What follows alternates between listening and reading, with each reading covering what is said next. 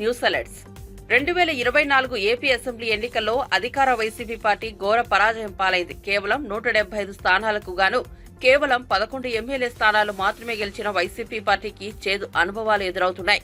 ఈ క్రమంలోనే గతంలో వారు చేసిన అరాచకాలు, అక్రమాలపై తాము చర్యలు తీసుకుంటున్నామని అధికార మంత్రులు, నేతలు చెబుతున్నారు. కానీ వైసీపీ నేతలపై కక్ష పెట్టుకునే టీడీపీ, జనసేన నేతలు కావాలనే తమ పార్టీ కార్యకర్తలపై అక్రమ కేసులు పెడుతున్నారని మాజీ మంత్రి పేర్ని నాని ఆరోపించారు. అధికార బలంతో ఎన్ని ఇబ్బందులు పెట్టినా కార్యకర్తలకు పార్టీ అండగా ఉంటుందని, రాష్ట్రంలో రెడ్ బుక్ రాజ్యాంగం నడుస్తోందని, అక్రమ ఇసుక లేఅవుట్లపై ప్రభుత్వం దృష్టి పెట్టింది. రాష్ట్రంలో సంపద సృష్టించే పరిస్థితి లేదని మాజీ మంత్రి పేర్ని నాని విమర్శలు చేశారు. ఇవన్నీ సునకానందం అండి. కొడాలి నాని గారికి క్యాన్సర్ వచ్చింది. కొడాలి నాని గారు వాళ్ళ అమ్మగారు నా మధ్య ఎప్పుడు 2 ఏళ్ల క్రితం ఆవిడకి క్యాన్సర్ వస్తే ఆ వైద్యం ఆవిడ క్యాన్సర్ని జయించి ఆవిడ చెకప్ కోసం కొడాలి నాని గారు ఎంపటి పెట్టుకెళ్తే కొడాలి నాని క్యాన్సర్ వచ్చిందని చెప్పిన సునకానందం పొందటం వార్తలేసి. అట్లాగే వంశీ గారి భార్య నిన్న ఒక ఫంక్షన్కి ఆవిడ గన్నవరం వస్తే వెంటనే పోలీసులు టీవీ కెమెరాలు వెళ్ళిపోయి వాళ్ళ సొంత ఛానల్లో వంశీని అరెస్ట్ చేశారు. ఇటువంటి ఈ సునకానందం పొందేటువంటి పరిస్థితుల్లో తెలుగుదేశం పార్టీ అనుభవిస్తుంది. ఈ సునకానందం ఎన్నాళ్ళు అనుభవిస్తారో అనుభవించండి. ఖచ్చితంగా వంశీ న్యాయపరంగా అన్యాయంగా తన్ను పెట్టారనే దాని మీద వైఎస్ఆర్ కాంగ్రెస్ పార్టీ ఆఫీస్ మీద దాడికి బెజవాడి నుంచి గూణాలను తీసుకొచ్చి దాడికి వస్తే దాన్ని ఎదుర్కొన్నందుకు వాళ్ళ వంశీని 71 ముద్దాయిగానే ఎంతగానో పెట్టారు. అది కూడా నిన్న మొన్న పెట్టారు ఈ మధ్యకాలం. ఏదన్నా పెట్టుకోనండి, అతను న్యాయపరంగా రిలీఫ్ తెచ్చుకుంటానికి ప్రయత్నం చేస్తున్నాడు. ఖచ్చితంగా అతను బెయిల్ తీసుకుని వస్తాడు. మీరన్నీ వంశీ దొరికాడు, లేకపోతే నాని క్యాన్సర్, పేరు నాని గారికి ఇంకేదో జరిగిందో, లేకపోతే కళ్యాణీలకి ఇంకోటి జరిగిందో, ఇట్లా రకరకాల పుకార్లతో సునకానందం పొందాల్సింది తప్పితే నేను ధైర్యంగా వైఎస్ఆర్ కాంగ్రెస్ పార్టీ జెండా మోసి మీ మీద మీరు ప్రజల్ని మోసం చేసిన ప్రతిదాన్ని ప్రజలకి చేరవేసి ద్వారా ప్రజా పోరాటం చేయడానికి సిద్ధంగా ఉన్నాం.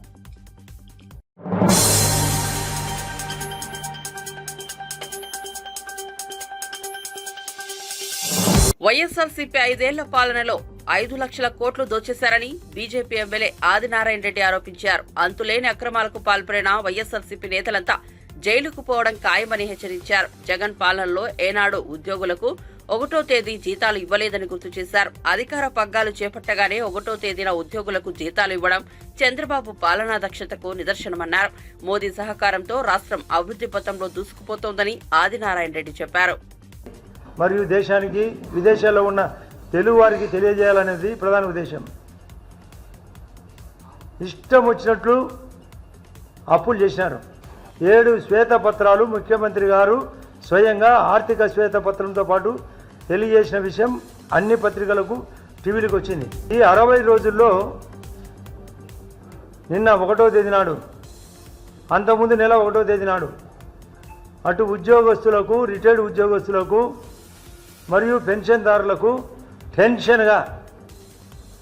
పెన్షన్లు కానీ, సామాజిక పెన్షన్లు కానీ, జీతాలు కానీ ఇచ్చిన విషయం వాళ్ళ జీవితంలో 60 నెలల్లో జగన్మోహన్ రెడ్డి గారు బటన్ నొక్కినా అని చెప్పడం తప్ప చేసిన మంచి పని లేదు.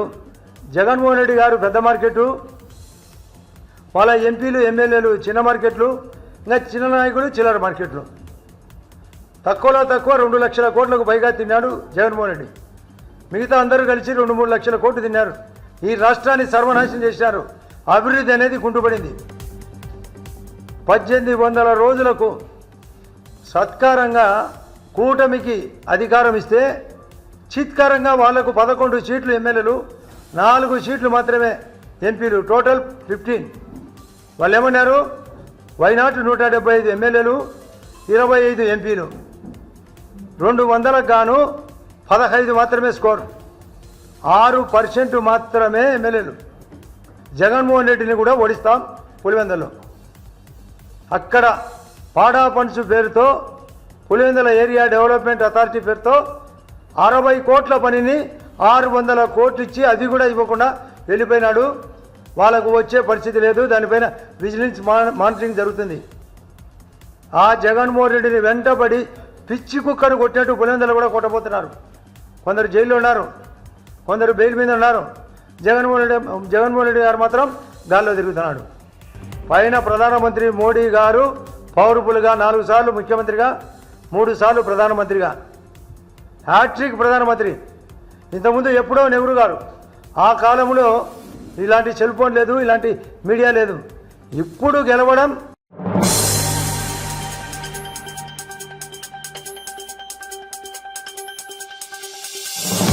చేనేత వస్త్రాలను ప్రోత్సహించాలనే థీమ్తో విశాఖ బీచ్ రోడ్లో శారీ వాక్ జరిగింది. సుమారు 8,000 మహిళలు, యువతులు ఈ వాక్లో పాల్గొన్నారు. The spirit of Vizag society ఆధ్వర్యంలో జరిగిన ఈ కార్యక్రమంలో హోంమంత్రి వంగలపూడి అనిత ముఖ్య అతిథిగా పాల్గొని వాక్ చేశారు.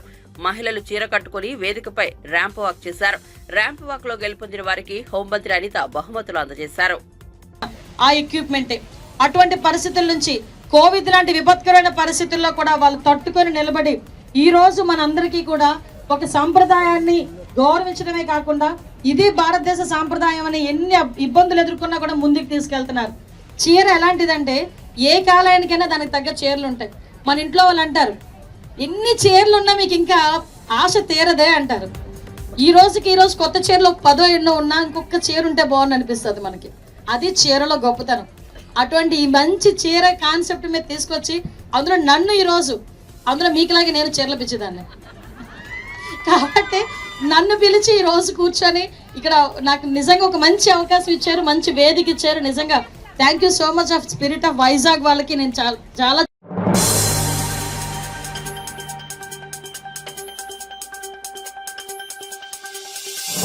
ప్రైవేట్ స్కూల్స్ ఉపాధ్యాయులపై ముఖ్యమంత్రి రేవంత్ రెడ్డి చేసిన వ్యాఖ్యలు ఉపసంహరించుకోవాలని బీఆర్ఎస్ నేత మాజీ ఎంపీ వినోద్ కుమార్ డిమాండ్ చేశారు. తెలంగాణ భవన్లో ఆదివారం ఆయన మీడియా సమావేశం నిర్వహించారు. ఈ సందర్భంగా ఉపాధ్యాయుల సమ్మేళనంలో సీఎం చేసిన వ్యాఖ్యలపై ఆయన మండిపడ్డారు. ఈ సందర్భంగా ఆయన మాట్లాడుతూ ప్రైవేట్ స్కూల్స్ 10వ తరగతి ఫెయిల్ అయిన వారు ఉపాధ్యాయులు ఉన్నారని సీఎం రేవంత్ రెడ్డి అంటున్నారని, విద్యా హక్కు చట్టం కింద శిక్షణ ఉపాధ్యాయులు ఉండాలన్నారు. అలా స్కూల్స్ లో శిక్షణ ఉపాధ్యాయులు ఉన్నారన్నారు. సీఎం రేవంత్ రెడ్డి ఎక్కడికి వెళ్లినా అక్కడ ఉన్న వారందరినీ మునగ చెట్టు ఎక్కిస్తారంటూ సెటైర్లు వేశారు. కేసీఆర్ గారు ప్రభుత్వం నేను ప్లానింగ్ బోర్డు వైస్ చైర్మన్ ఉన్నాను. నాకు తెలుసు ఆ రోజు లెక్క దాదాపు 1600 కోట్ల రూపాయలు ఉన్నాయి. అందుకోసమే ఎవరైనా వర్కర్ ఆ బోర్డు సభ్యత్వం ఉన్న వాళ్ళకి వితిన్ 10 days కూడా పైసలు వస్తాను. అట్లనే ఈ ఎడ్యుకేషన్ సెస్ వసూలు చేసి ఇన్కమ్ ట్యాక్స్ పేయీస్ దగ్గర కానీ, లేదా పెట్రోల్ మీద కానీ, డీజిల్ మీద కానీ ఇంకేదో ఒక దాన్ని దొరకబట్టచ్చు. ఎడ్యుకేషన్ సెస్ అనేది వసూలు చేసి ఓ డబ్బు నిధి ఏర్పాటు చేస్తే ఈ ప్రైవేట్ రంగంలో ఉన్నటువంటి ఉపాధ్యాయ మిత్రులకి ఒక సంరక్షణ చట్టం, రిటైర్ అయినప్పుడు ఇంత డబ్బులు ఇవ్వడానికి ఒక చట్టం తీసుకురావాలి. ఎందుకంటే రేపటి తరాన్ని తీర్చిదిద్దుతున్నారు ఈ ప్రైవేట్ రంగంలో ఉపాధ్యాయ మిత్రులు. నేను చెప్పిన లెక్క ప్రకారంగా దేశవ్యాప్తంగా కూడా మీకు ఓపుకుంటే 140 పేజీలది సాఫ్ట్ కాపీ అంటే ఒక బటన్ వస్తుందో మీకు అందరికి వస్తుంది. ఓపుకుంటే చదవండి మిత్రులారా, నేను పంపిస్తాను మీకు. ఒక్కొక్క రాష్ట్రం, ఒక్కొక్క జిల్లాలో ఎన్ని స్కూల్స్ ఉన్నాయి, ప్రైవేట్ రంగంలో ఎన్ని స్కూల్స్ ఉన్నాయి, ప్రభుత్వ రంగంలో ఎన్ని స్కూల్స్ ఉన్నాయి, వాళ్ళ ఎడ్యుకేషన్ స్థాయి ఎట్టున్నది. దురదృష్టవశాత్తు ఏంటంటే మన లెర్నింగ్ అవుట్కమ్స్ డిక్లైన్డ్ ఉన్నాయి. ఇలా 8వ తరగతి 10వ తరగతి పిల్లాన్ని చదివితే కూడా వాళ్ళ పేరు కూడా చక్కగా రాయలేకపోతాడు. లెక్కలు, గుణితాలు ఇవన్నీ అడిగితే కూడా 4వ తరగతి స్థాయి, 5వ తరగతి స్థాయిలో ఉన్నారు. 10వ తరగతి పిల్లాడు, 8వ తరగతి పిల్లాడు, ఆ లెక్కలన్నీ కూడా దీంట్లో ఉన్నాయి. ఏ జిల్లాలో ఎట్టున్నది, ఏ రాష్ట్రంలో ఎట్టున్నది. మన అదృష్టవశాత్తు తెలంగాణ రాష్ట్రము దేశంలో మనము 28 రాష్ట్రాలు, తర్వాత 7 8 యూనియన్ టెరిటరీస్ ఉన్నాయి. మనము కిందికి వెళ్ళి 31 స్థానంలో ఉన్నాం. అంటే మనకంటే ఒక 6 మెరుగున్నారు. అంటే అవి గోవా, ఢిల్లీ, తర్వాత ఇంకో 2 స్టేట్స్ ఉన్నాయి, కేరళ ఒకటి ఉన్నాయి. మన విఆర్ అంటే మంచి లో మొత్తం దేశంలో ఉన్నటువంటి 28 రాష్ట్రాలు, యూనియన్ టెరిటరీస్ కలిపితే మనం 6వ స్థానంలో ఉన్నాం. మన దగ్గర కూడా ఇంకా మెరుగు చేసుకోవాలి. కేరళ, తమిళనాడు కొన్ని రాష్ట్రాలు మనకంటే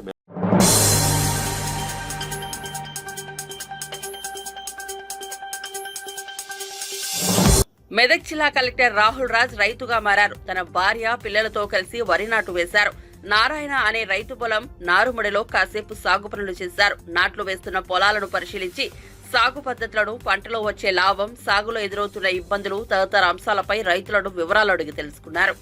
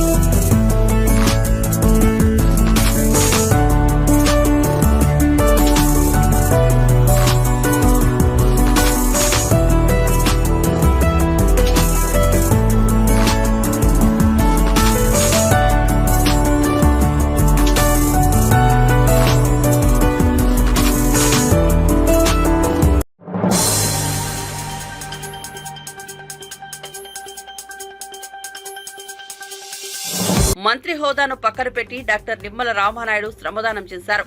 పశ్చిమ గోదావరి జిల్లా ఎలమంచిలి మండలం ఆరేపేట గ్రామంలో అంబేద్కర్, బాబు జగజ్జీవన్ రామ్ విగ్రహాల పైకప్పు, స్లాబ్ నిర్మాణ పనుల్లో ఆయన భాగం పంచుకున్నారు. స్వయంగా ఇసుక, కంకర గవేలాలను నెత్తిమీద పెట్టుకుని మోశారు. కార్మికులతో కలిసి పనిచేశారు. Doctor BR Ambedkar, Mother Teresa స్ఫూర్తితోనే తాను రాజకీయాల్లోకి వచ్చానన్నారు. ప్రతి ఒక్కరూ మానవత్వంతో అభివృద్ధి పనుల్లో భాగస్వామ్యం కావాలని కోరారు. డాక్టర్ బిఆర్ అంబేద్కర్ గారు ఆశించినటువంటి సమాజ స్థాపన ఏదైతే ఉందో, ప్రపంచ సేవా మాతృమూర్తి మదర్ థెరిసా సేవా స్ఫూర్తి ఏదైతే ఉందో, వీళ్ళిద్దరి స్ఫూర్తితో నేను రాజకీయాల్లోకి వచ్చిన విషయం మీ అందరికీ తెలుసు. ఆ రోజు నేను జలవనరుల శాఖ మంత్రిగా బాధ్యతలు స్వీకరించి నా సొంత నియోజకవర్గం పాలకొల్లు ఇచ్చేసినప్పుడు నా నియోజకవర్గంలో నాకు అత్యంత ఇష్టమైనటువంటి డాక్టర్ బిఆర్ అంబేద్కర్ గారు, అదేవిధంగా డాక్టర్ బాబు జగజ్జీవన్ రావు గారు ఎవరైతే విగ్రహాలకి పైకప్పు లేకుండా ఎండకి వానకి తడుస్తూ ఆరిపేట గ్రామంలో ఉన్నాయో, ఆ శ్రమదానంతో ఆ రోజు మొట్టమొదటి పనిగా నా నియోజకవర్గంలో మంత్రిగా దీన్ని ఆ రోజు చేపట్టడం జరిగింది. ఈ రోజు దాన్ని స్లాబ్ తీసుకొచ్చి అవకాశం ఉన్నప్పుడల్లా శ్రమదానం ఆ పనుల్లో చేస్తూ ఇట్లా ఖచ్చితంగా రాబోయే రోజుల్లో నియోజకవర్గంలో ఉన్నటువంటి మహనీయుల యొక్క విగ్రహాలు ఏవైతే ఉన్నాయో వాటన్నిటికీ కూడా ఇటువంటి శ్రమదానంతో, దాతల సహకారంతో వాటన్నిటికీ కూడా పైకప్పులు నిర్మాణం చేయాలనేది ఒకటి. అదేవిధంగా నేను ప్రచారంలో గాని ఇతరత్ర గ్రామాలకి వార్డుల్లోకి వెళ్తున్నప్పుడు ఎంతో మంది నిరుపేదలు, తల్లిదండ్రులు లేక కొంతమంది పిల్లలు అంగవైకల్యంతో, కొంతమంది రేపు ఆ ఇంట్లో ఉన్నటువంటి యజమాని చనిపోతే ఎవరికి ఆసరా లేనిటువంటి వాళ్ళు కొంతమంది, ఇట్లా ఎంతో మంది కనిపిస్తున్నప్పుడు మానవీయ కోణంలో వాళ్ళకు కూడా ఏదైనా ఒక గూడు నిర్మాణం చేయాలి. అయితే నా ఒక్కరితోటే ఇటువంటి తలంపు సాధ్యం కాదు కాబట్టి అటువంటి పనుల్ని శ్రమదానంలో నేను కూడా భాగం పంచుకోవడం ద్వారా మిగిలిన వారు ఎవరైతే వాళ్ళ దాతలు ఎవరైతే ఉన్నారో వాళ్ళకు కూడా ఒక స్ఫూర్తినిచ్చి ఎస్ రామానాయుడు గారు ఒక మంచి కార్యక్రమంలో శ్రీకారం చుట్టడమే కాకుండా అందులో ఆయన స్వయంగా శ్రమదానం చేస్తూ భాగస్వాములవుతూ ఉన్నారు. కనీసం మనం శ్రమదానం చేయకపోయినా ఇతరత్ర మనకి ఏ రకంగా అయితే ఉపయోగపడగలిగితే ఆ రకంగా ఆ పేదలకి, ఆ బడుగు బలహీన వర్గాల వారికి ఉపయోగపడతామనేటువంటి ఒక స్ఫూర్తిని ఇవ్వాలనే ఆలోచనతోటే నేను కూడా ఈ కార్యక్రమాల్లో పాల్గొంటూ శ్రమదానం చేస్తూ ఈ రోజు కూడా మరి ఈ యొక్క అంబేద్కర్ బాబు జగజ్జీవన్ రామ్ పైప్ కప్పు మరి పనుల్లో కూడా నిమగ్నమై శ్రమదానం చేయడం జరిగింది.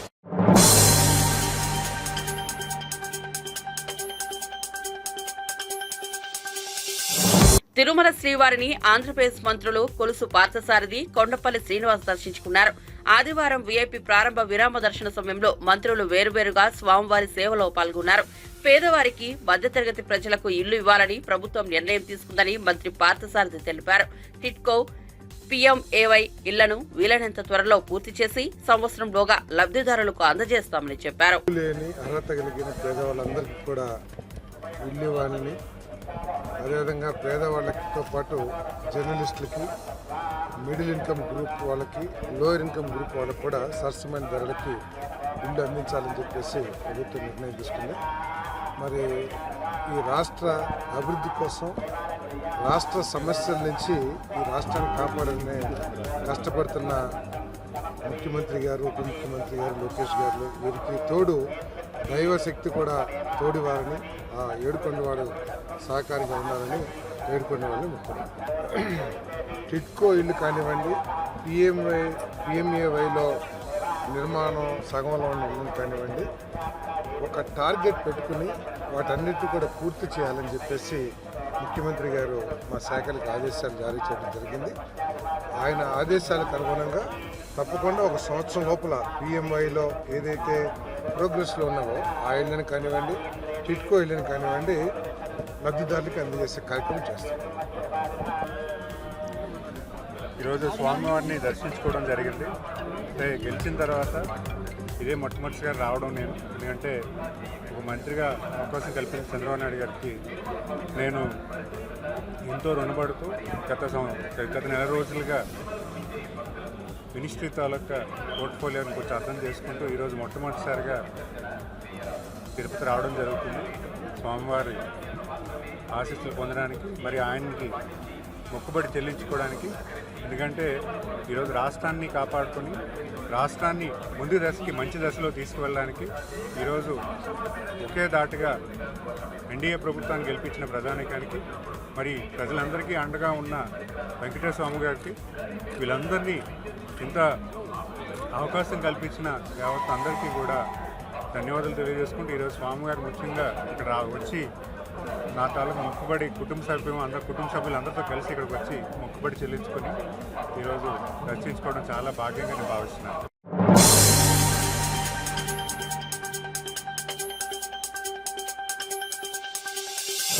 ఎన్టీఆర్ జిల్లా పెనుగంచిప్రోలు మండలం కొనకంచి క్రాస్ వద్ద నవాబుపేటకు చెందిన వైసీపీ కార్యకర్త గింజుపల్లి శ్రీనివాసరావుపై దాడి జరిగింది.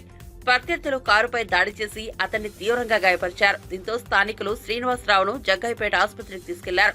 దీనిపై కేసు నమోదు చేసి పోలీసులు విచారణ చేపట్టారు. తాజా ఘటనపై మాజీ ప్రభుత్వ విప్ సామినేని ఉదయభాను తీవ్ర ఆగ్రహం వ్యక్తం చేశారు. కౌంటింగ్ జరిగిన నాటి నుంచి టీడీపీ నేతలు ఇష్టానుసారంగా దాడులు చేస్తున్నారు. మాదే ప్రభుత్వం, మాదే రాజ్యం అనేలా విర్రవీగుతున్నారు.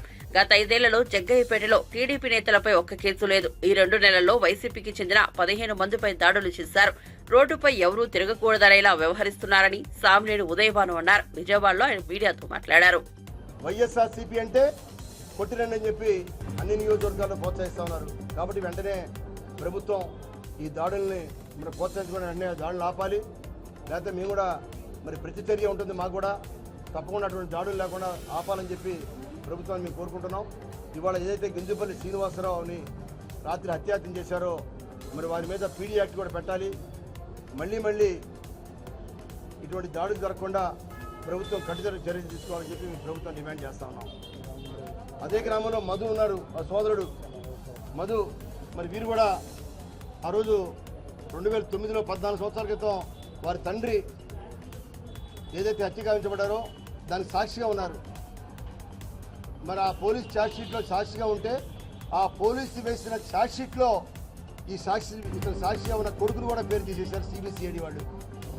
కాబట్టి సిబిసిఐడి ఆ రోజు వేసిన కేసులు తీసివేసి మళ్ళీ పోలీసునే ఈ కేసుని తిరిగి విచారించి ఎవరైతే ముద్దాయిలు ఉన్నారో, ఎవరైతే గింజపల్లి వీరయ్య గారిని చంపిన నిజమైన ముద్దాయిలు ఉన్నారో మరి వారిని ఆ పోలీసు తిరిగి దీని కేసును విచారించి ఆ సిబిసిఐడి కేసుల్ని లేకుండా ఇవాళన్న పోలీసు, ఇవాళన్న తెలుగుదేశం ప్రభుత్వం ఆ కేసును విచారించి ఆ దోషులను శిక్షించాలని చెప్పి మీ ప్రభుత్వాన్ని కోరుతున్నాం. మాకు నిజం కావాలి, శిక్ష ఎవరైతే చంపారో వారి మీద శిక్ష పడాలని చెప్పి కోరుకుంటున్నాం. సిబిసిఐడి చేసిన కేసులో చాలామంది సాక్షులను తీసేశారు. మరి వారి కుమారుణ్ణి తీసేశారు సాక్షిగా, సొంత కుమారుణ్ణి సాక్షిగా తీసేశారు. అంటే సిబిసిఐడి చేసే కేసులు తీసివేయాలనే ఉద్దేశంతో మరి ఇన్ని సంవత్సరాల నుంచి కూడా హైకోర్టులో కేసులు వేసి వారి కుమారుడు శ్రీనివాసరావు హైకోర్టులో కేసు వేసి ఆ సిబిసిఐడి కేసు మాకు వద్దు, పోలీసు వేసిన కేసుని విచారించాలని చెప్పి వారి కుమారుడు కూడా పోరాడుతూ ఉన్నారు గత 10 సంవత్సరాల నుంచి. కాబట్టి తప్పకుండా పోలీసు దీన్ని తిరిగి విచారించి కేసుని నిజమైన దోషుల మీద శిక్ష పడేలాగా చర్యలు తీసుకోవాలని చెప్పి ఇవాళ తెలుగుదేశం ప్రభుత్వాన్ని కూడా మేము డిమాండ్ చేస్తా ఉన్నాం.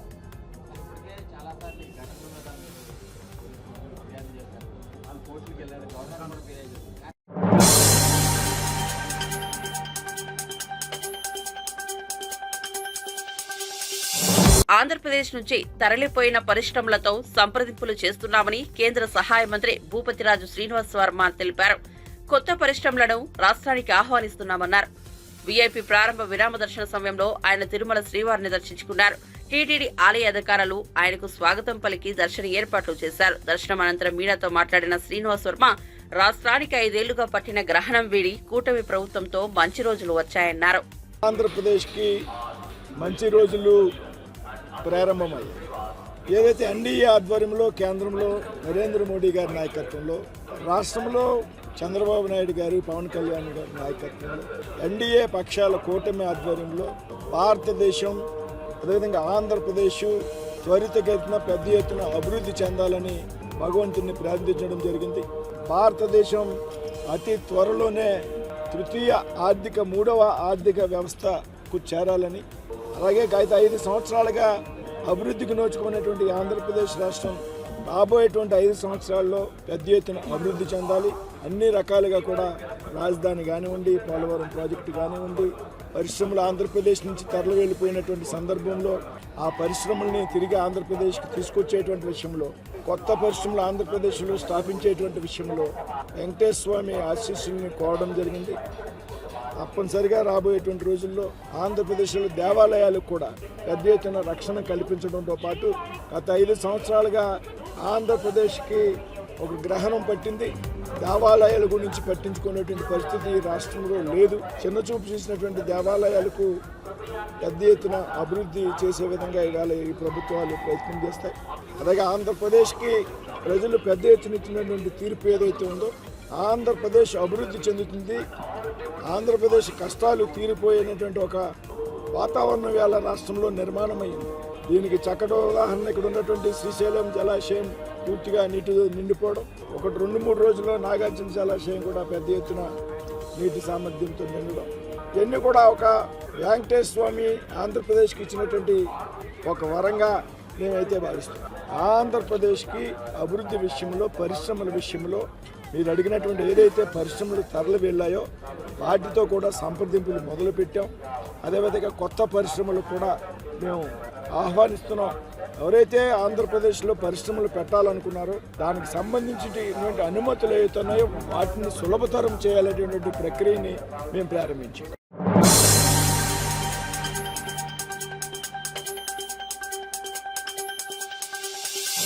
తిరుపతి నగరపాలక సంస్థలో 3 కోట్ల స్నాక్స్ స్కామ్ జరిగిందని జనసేన నేత కిరణ్ రాయల్ ఆరోపించారు. ఈ కుంభకోణం జరిగినట్టు వైసీపీ కార్పొరేటర్లే నిర్ధారించారని వెల్లడించారు. మనం మామూలుగా ల్యాండ్ స్కామ్, మైన్స్ స్కామ్ ఇలాంటివి చూసాం, కానీ ఇక్కడ స్నాక్స్ స్కామ్ జరిగింది. ఇలాంటి స్కామ్ మొదటిసారి చూస్తున్నాం. తిరుపతి కార్పొరేషన్ లో అంతా కలిపి 150 మంది ఉంటారు.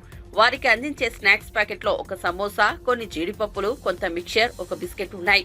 ఒక చిన్న కప్పులో టీ ఇస్తారు. దీనికి 3 కోట్లు బిల్లయిందని చెప్పి గత ప్రభుత్వంలో వైసీపీ కార్పొరేటర్లే బహిరంగంగా చెప్పారు.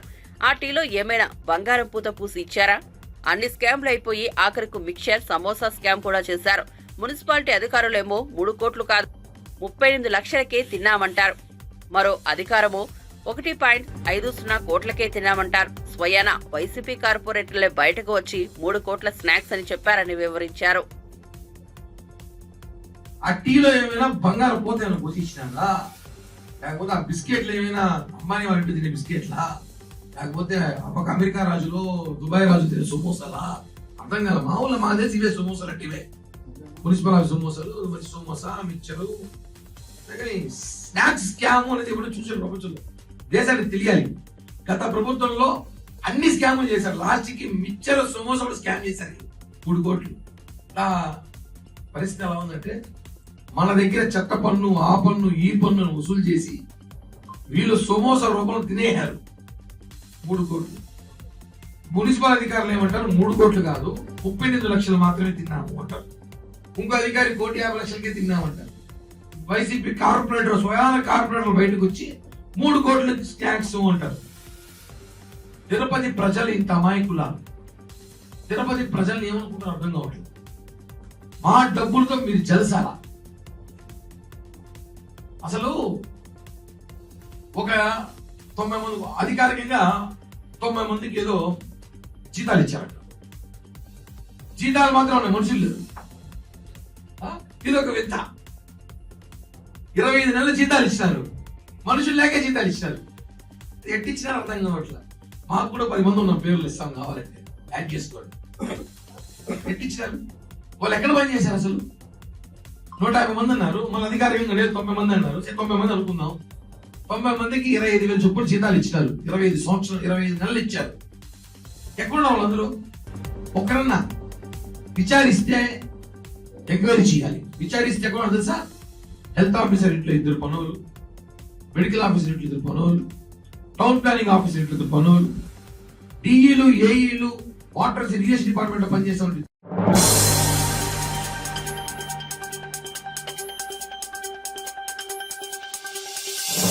ప్రముఖ ఆర్జే శేఖర్ భాషపై దాడి జరిగింది.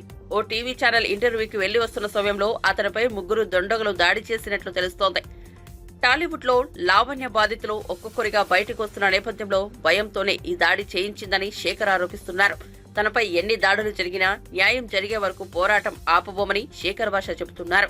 మగవారిపై దాడులు జరిగినా చట్టాలు వీక్ గా ఉన్నాయని శేఖర్ అభిప్రాయం వ్యక్తం చేశారు. సరే, తర్వాత అక్కడ నుంచి కనపడలేదు, కాసేపు ఎక్కడికో మాయమైంది, వెళ్ళిపోయింది అనుకున్నాను. సో నేను తిరిగి వస్తున్నా, మెట్లు దిగుతుంటే అక్కడ కాపు కాస్తుంది. ఆ అమ్మాయితో పాటు 3 గుండాలను పట్టుకొచ్చుకుంది. ఒక్కసారి నా మీద చెప్పిసిరింది, నేను ఇట్లా తప్పించుకున్నాను, మళ్ళీ ఇసిరింది. ఒక తోపు తోసాను, తోస్తే కింద పడింది. ఇంకా అదే అదనుగా వాళ్ళు వచ్చి నా మీద పడి 3 వచ్చి కొట్టడం జరిగింది. దాంట్లో దెబ్బలు తగిలికొని ఎక్కడ తిరిగారు. సో